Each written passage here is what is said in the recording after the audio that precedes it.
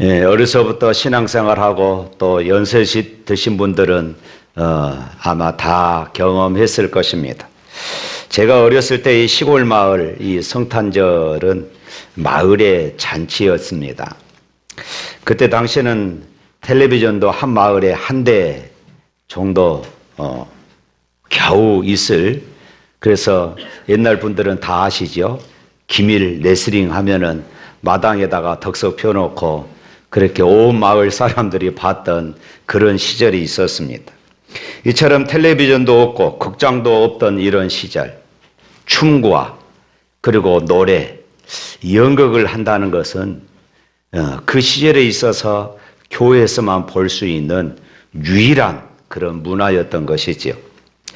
제가 어렸을 때는 겨울철 간식이, 여러분들 어렸을 때 겨울철 간식이 뭐였습니까? 땅속에서 파낸 무, 땅속에 묻어놨다가 겨울이 되면은 그 무를 꺼내서 깎아 먹던, 그리고 맨 위에 파란 부분만 조금 달지요. 그것만 먹고 밑에는 조금 매우니까 던져버리는 그런 시절이 있었습니다. 또 생고구마를 깎아 먹던 이런 시절, 그것이 유일한 간식이었던 때가 있었습니다. 그런데 성탄절 날, 이때는 예수 믿지 않는 아이들도 다 교회를 갑니다. 왜냐하면 맛있는 빵을 주기 때문에 그렇습니다. 그 빵은, 교회에서 맛보는 이 빵은 메이커 빵, 요즘으로 말하면 메이커 빵도 아닙니다. 그런데 입술에 얼마나 그것이 달든지 꿀송이보다 더하니이다. 성경 말씀이 생각날 정도로 그렇게 달았던, 맛있었던 빵이었습니다. 또 교회 가면 공책을 주지요. 또 연필을 줍니다. 그때는 연필을 여러분들 다 경험하셨을 것입니다. 몽당 연필이라고 손으로 잡을 수 없으니까 이제 볼펜 껍데기에다가 그것을 깎아서 끼워가지고 그렇게 쓰던 이런 시절들. 그런데 교회 가면은 연필을 긴 것을 줍니다.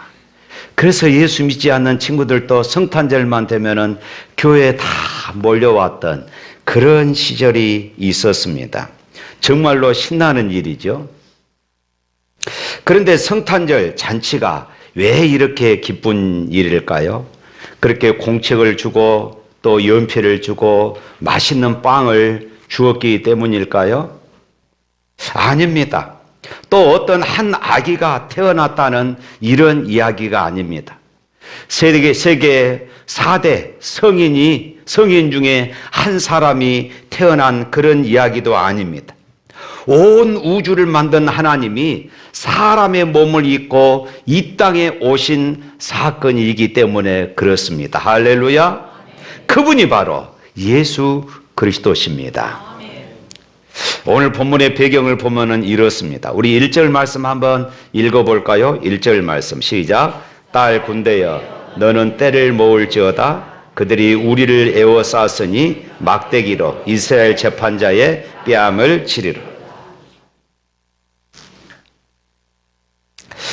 자, 이 말이 주어진 것은 이제 기원전 700년 경입니다. 이때는 이미 아수르 제국에 의해서 북이스라엘은 멸망해 버렸고 이제 남쪽 유다마저도 호시탄탐, 그렇게 아수르가 침공해 와서 괴롭히고 약탈해가는 그런 시절이었습니다. 그래서 여기서 딸 군대여 라는 이 말은 하나님께서 이스라엘 백성들을 두고 하시는 그런 말씀이었습니다.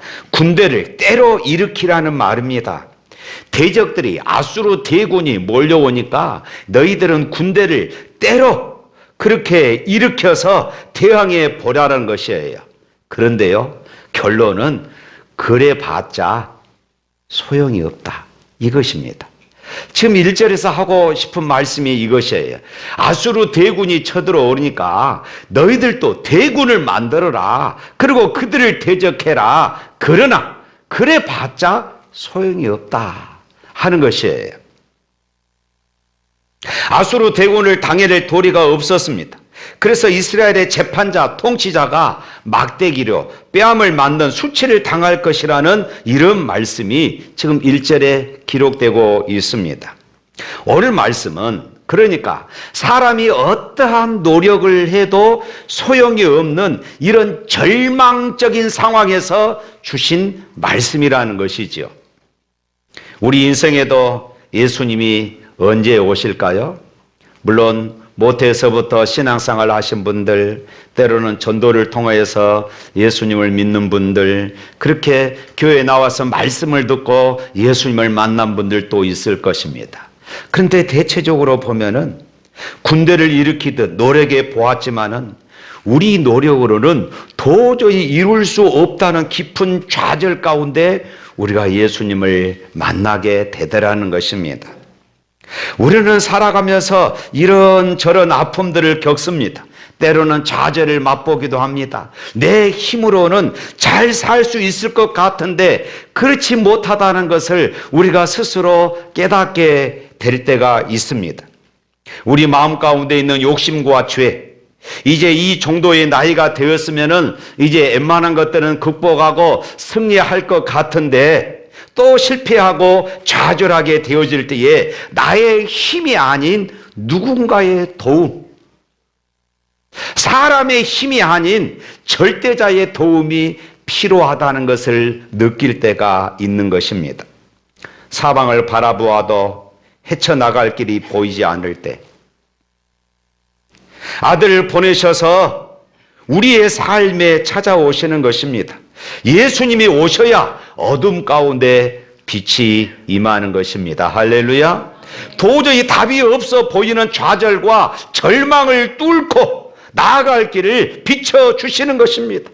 예수님이 우리 인생 가운데 찾아오실 때부터 우리 인생에 반전이 일어나게 될 줄로 믿습니다. 2절 말씀 또 한번 읽어볼까요? 2절 말씀. 베들레헴 에브라다야, 너는 유다 족속 중에 작을지라도 이스라엘을 다스릴 자가 네게서 내게로 올 것이라.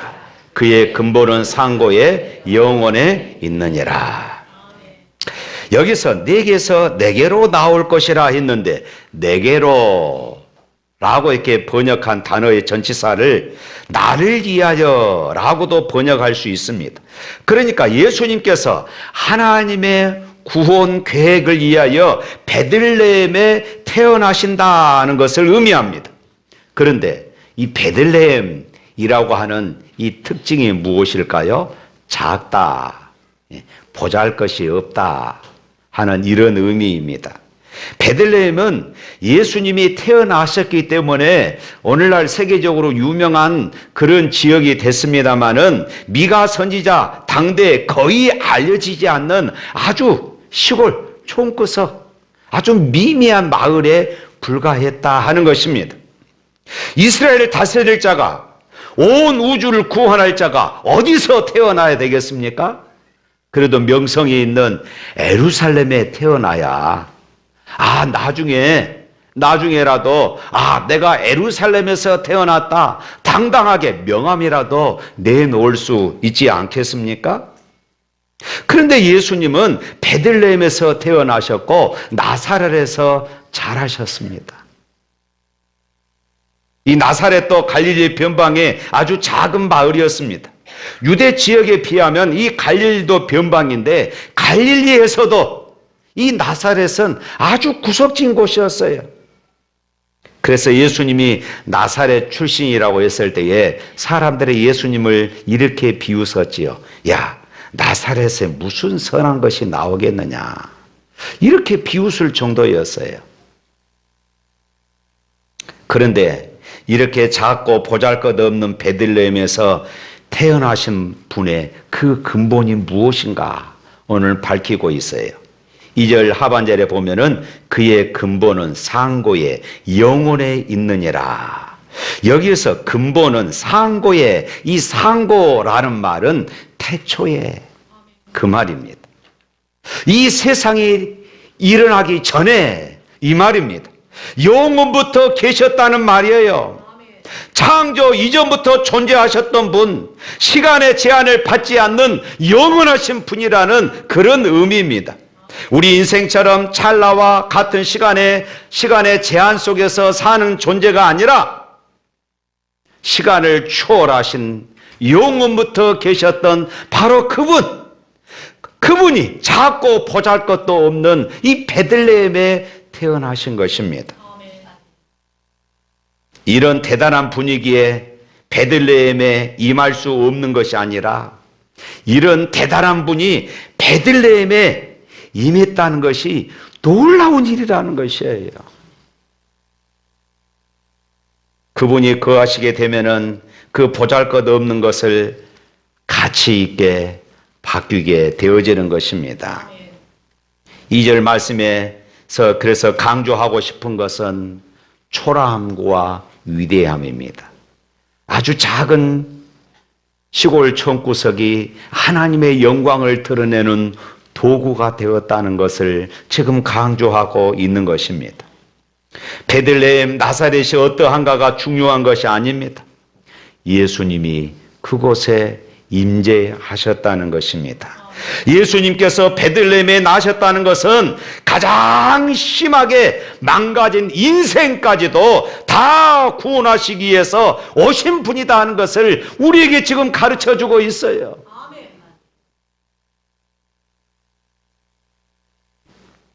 친히 가장 낮은 자의 신분으로 가장 낮은 곳에 오셔서 소외되고 소망을 잃어버리고 고통과 고생길을 걷고 있는 그 인생들과 함께 거니기 위해서 이 땅에 오신 줄로 믿습니다. 실제로 예수님의 이 공생애, 이 3년 반 동안의 공생애를 살펴보면은 이런 삶을 예수님이 사셨던 것을 우리가 보게 되어집니다. 질병으로 인해 망가졌던 사람, 군대에 귀신 들려 망가진 인생을 살던 사람, 이 남자가 괜찮을까? 저 남자가 괜찮을까? 이 남자 저 남자 만나봤다가 여전히 목말라 하고 있던 수가성 우물가의 여인, 토색하고 도적질한다는 이런 비아냥과 그리고 손가락질을 당하면서 욕이란 욕을 다 먹으며 살던 세리, 7 귀신 들렸던 막달라 마리아, 마지막에는 예수님 곁에서 함께 십자가에 달려있던 강도까지 예수님을 만나 구원받지 못할 사람은 아무도 없었습니다. 할렐루야. 그 누구가 됐든지 간에 예수님께서 구원을 요청한 사람은 다 구원받을 수 있었습니다. 사랑하는 성도 여러분, 성탄절은 아무리 심하게 망가진 인생이라도 다 구원하러 오신 예수 그리스도를 알려주는 명절입니다.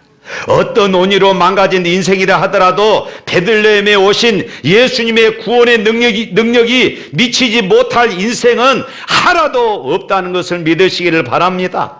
너무나도 지은 죄가 많아서 그 무엇을 해도 다 씻을 수가 없을 것 같더라도 주님의 보혈 아래에서는 아침 안개 사라지듯 다 사라지게 될 것을 믿으시기를 바랍니다. 3절 말씀 또 한번 읽어볼까요? 3절에 있는 말씀 시작. 그러므로 여인이 해산하기까지 그들을 붙여주시겠고 그 후에는 그의 형제 가운데 남은 자가 이스라엘 자손에게로 돌아오리니. 자, 여기를 집중하세요. 임산한 여인이 해산하기까지, 이 말은 메시아가 태어나기 전이라는 말입니다. 메시아가 태어나기 전까지, 여기서 또 그들을 붙여 두시겠고, 이 말은 심판 아래 두신다는 것입니다. 미가서 당시에는 아까 말씀드렸던 것처럼 지금 북이스라엘은 이미 아수리에게 멸망하고 말았습니다. 이제 남유다조차도 아수리의 침략과 바벨론에 의해서 하나님의 심판이 이제 임박한 그런 시기에 놓여 있는 상황이었습니다. 무슨 말씀이냐? 아무리 캄캄한 상황이라 할지라도 메시아가 오심으로 하나님은 구원의 역사를 이루신다. 할렐루야, 이 말씀이에요. 우리의 인생이 아무리 어둠이라 할지라도, 우리의 인생이 아무리 나락에 떨어졌다 할지라도 하나님의 은혜가, 하나님의 구원이, 하나님의 능력이 미치지 못할 것이 없다, 그 말씀입니다. 또 4절 말씀 읽어봅니다. 4절 시작.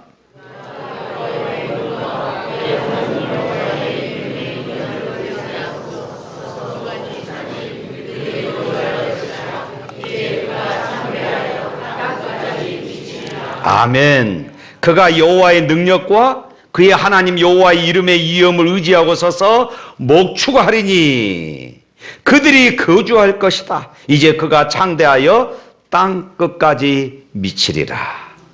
예수님은 이스라엘을 다스릴 자, 곧 왕으로 오신다는 그런 의미입니다. 그리고 하나님의 능력으로 그 왕의 직무를 이제 수행하신다는 의미이지요. 하나님의 능력으로 왕의 직무를 행하신다는 의미가 무엇일까요? 하나님은 원래 우리 사람을 만드실 때에 어떤 의도와 목적이 있었습니다. 자기의 사랑스러운 파트너를 갖고 싶었던 것입니다. 사람을 만들어서 그 사람이 하나님을 사랑하고 하나님을 섬기고 하나님과 교제를 나누는 아름다운 파트너, 항상 바라보아도 사랑스러운 파트너, 하나님께서 이 파트너를 가지고 싶어서 사람을 만드셨던 것입니다. 그러나 우리가 아는 바와 같이 인간은 하나님의 의도를 다 차버렸습니다. 그리고 자기 마음대로 가버렸습니다. 하나님을 사랑합니까? 천만의 말씀입니다. 하나님을 섬기기를 원합니까? 천만의 말씀입니다. 하나님과 교제하는 것은 어떻습니까? 아닙니다. 모두가 제 갈 길을 갔습니다. 그 결과 인생은 일평생 근심하며 수고하며 살아도 나중에는 그 자랑이 슬픔과 수고뿐이라고 120세를 살았던 모세가 그렇게 고백을 했습니다. 그리고 하나님 없이 하나님의 의도를 벗어나서 제 마음대로 산 그 죗값을 짊어지고 영원히 저주받아야 할 존재가 되어버렸습니다. 이것이 우리 인생이라는 것이에요. 그럼에도 불구하고 하나님은 우리를 계속 사랑하셨습니다. 날마다 내가 문 밖에 서서 두드러노니 누구든지 내 음성을 듣고 문을 열면 내가 그에게로 들어가 그로 더불어 먹고 그런 나로 더불어 먹으리라. 끊임없이 문 밖에서 문을 두드리며 나를 기다리시는, 인간들이 돌아오기를 기다리시고 계시는 사랑의 하나님이셨습니다. 그래서 하나님께서 원래 의도대로 우리를, 인간들을 회복시키기로 그렇게 작정을 하신 것입니다. 어떻게 하면 저것들이 나를 사랑하게 할까? 어떻게 하면 저것들이 나를 섬기는 것을 인생의 가장 큰 기쁨으로 여기게 할까? 어떻게 하면 저것들이 나하고 교제 나누는 것을 가장 행복하게 여기는 거룩한 사람이 되어질까? 하나님이 그렇게 생각하시고 그 원래의 의도대로 사람을 바꾸어서 거룩한 자로 만들기를 작정하셨습니다. 그러다 보니까 하나님이 친히 이 세상에 오셔야 했던 것이에요. 저 높은 곳에 앉아 계시고서는 될 일이 아니었습니다. 하나님께서 드디어 결단하셨습니다. 내가 가야 되겠다. 그리고는 그 거룩한 보좌에서 일어나셨습니다. 하나님의 영광의 자리를, 하늘의 그 영광의 자리를 벗어 던지고 친히 베들레헴의 마을 구유로 내려오신 것이었습니다. 내려오셔도 누구나 다 가까이 접할 수 있는 종의 모습을 가지고 그렇게 내려오신 것입니다. 그리고 우리가 흘리는 눈물을 그도 흘려 보시기를 원하셨습니다. 우리가 고통하는 그 고통을 함께 나누기를 원했습니다. 우리가 무서워하고 두려워하는 것을 하나님께서 친히 경험하고 알기를 원하셨습니다. 그래서 이 세상에 오신 것입니다.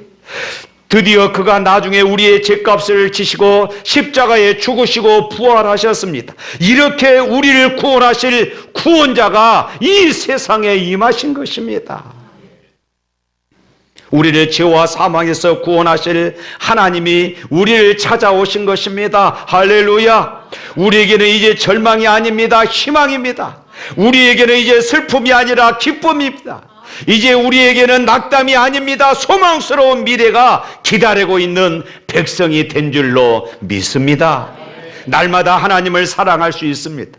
날마다 하나님을 섬기고 하나님과 교제하는 것을 인생의 가장 기쁨과 행복으로 느끼는 거룩하고 거듭난 새로운 피조물이 될 수 있었습니다. 이와 같은 구원을 주시는 이가 오셨으니 어찌 큰 기쁨이 아니겠습니까? 그래서 5절에 이렇게 말합니다. 우리 5절 말씀 한번 읽어봅니다. 이 사람은 평강이 될 것이라. 아수르 사람이 우리 땅에 들어와서 우리 궁들을 밟을 때에 우리가 7 목자와 8 군왕을 일으켜 그를 치리니.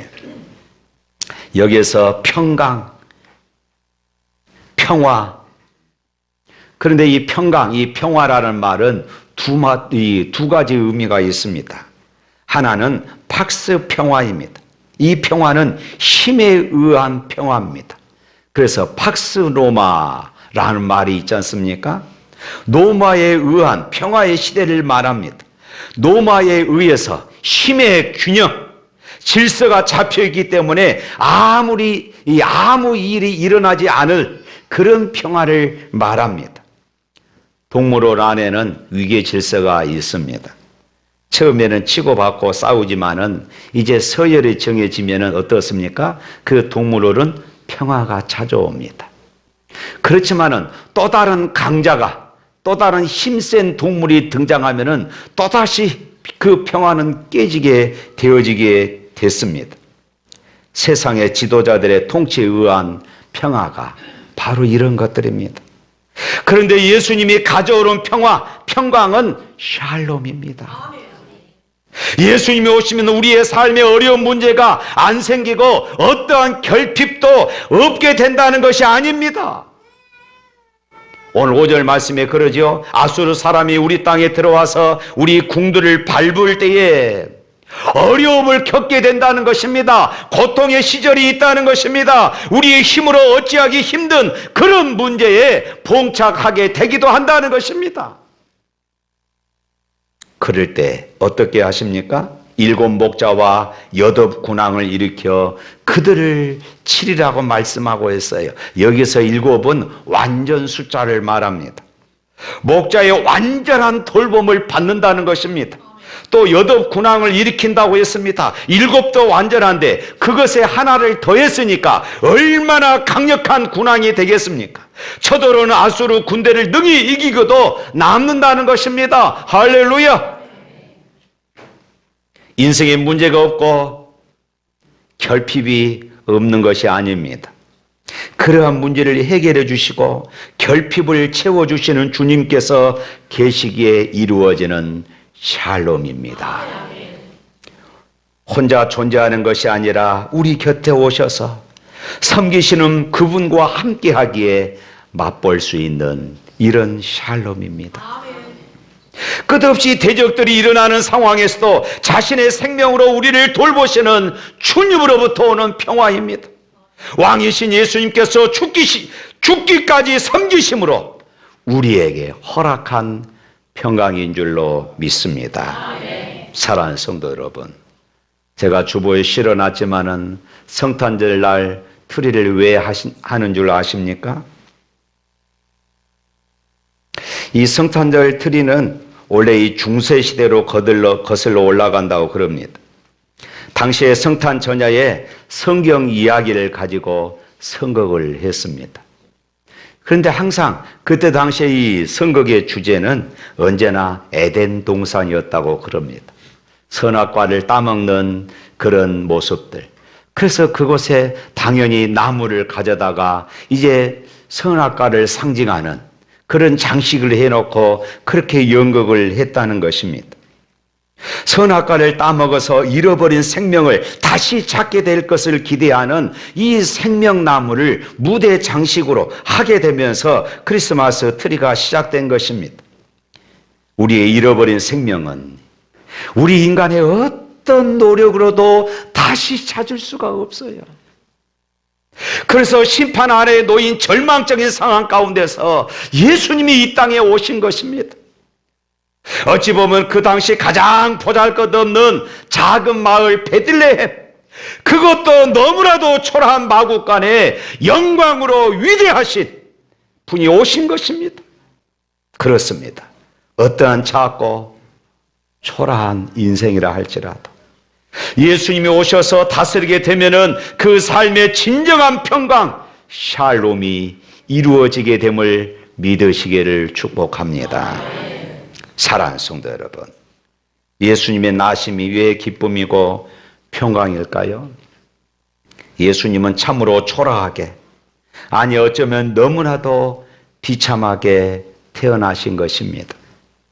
만삭을 한 여인이 여행을 해야 했습니다. 진통은 오는데 어디 마땅히 묵을 여관도 없었습니다. 이러다 큰일 나는 것 아닌가 하는 불안함 속에서 겨우 문으로 가릴 수도 없는 마구간에서 출산을 해야 했습니다. 생명의 구주신데 요즘처럼 흔들 침대도 아닌 말 밥통에 눕혀야 했습니다. 유아 학살을 피해서 애굽까지 가야 했고 헤롯을 피해서 나사렛으로 가야만 했습니다. 어느 것 하나 자랑할 만하고 추억하며 간직할 만한 것이 없었습니다. 그러나 여러분, 이 초라함 속에 인생의 모든 자랑을 무력하게 하는 하나님의 위대한 역사가 일어났던 것입니다.